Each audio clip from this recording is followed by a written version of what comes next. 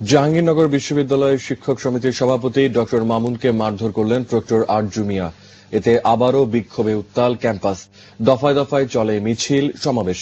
প্রক্টরের পদত্যাগ দাবি করেন ক্ষুব্ধ শিক্ষক ও শিক্ষার্থীরা।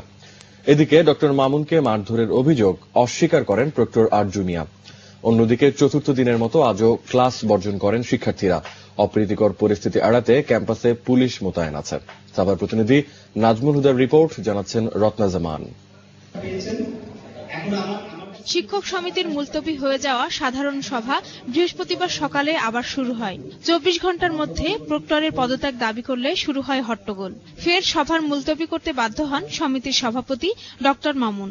এক পর্যায়ে তাকে মারধর করেন প্রক্টর আরজু মিয়া ও প্রক্টোরিয়াল বডির সদস্যরা। ওনাদের অত্যন্ত অ্যাগ্রেসিভ আচরণ আমি পোস্টপোন করতে বাধ্য হয়েছি অত্যন্ত কষ্ট নিয়ে।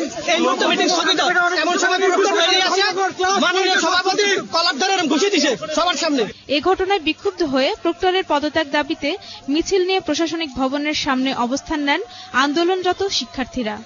যুবককে যারা হত্যা করেছে আমরা তাদের মুখোশ উন্মোচন করতে চাই এবং আমরা তাদেরকে জানতে চাই, তাদেরকে আমরা চিনতে চাই এবং তাদের হত্যা হোক এবং এই নোংরা রাজনীতি বন্ধ হোক। এদিকে ইংরেজি বিভাগের শিক্ষার্থী জুবায়ের হত্যার ঘটনায় চতুর্থ দিনেও ক্লাস বর্জন, প্রতিবাদ সভা ও বিক্ষোভ মিছিল চলে ক্যাম্পাসে।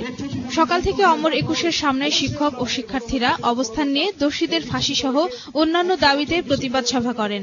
যে প্রক্টোরিয়াল বডি কিনা এখানে এত বড় একটি হত্যাযজ্ঞ হলো এবং প্রায় 15-16 জন ছাত্র মিলে যে হত্যাকাণ্ডটি ঘটালো সেটার খবরই তারা রাখতে পারেন না। 56,000 বর্গ মাইলের মধ্যে ঘোরাফেরা করছে, তাদেরকে এখনো পর্যন্ত ধরা গেল না। আমি মনে করি এটা হলো রাষ্ট্রযন্ত্রের যারা গোয়েন্দা সংস্থা তাদের একটা বড় ব্যর্থতা। এদিকে শিক্ষক সমিতির সভাপতিকে লাঞ্ছিত করার ঘটনার প্রতিবাদে দুপুরে ক্যাম্পাসে সংবাদ সম্মেলন করেন শিক্ষক সমিতির সদস্যরা।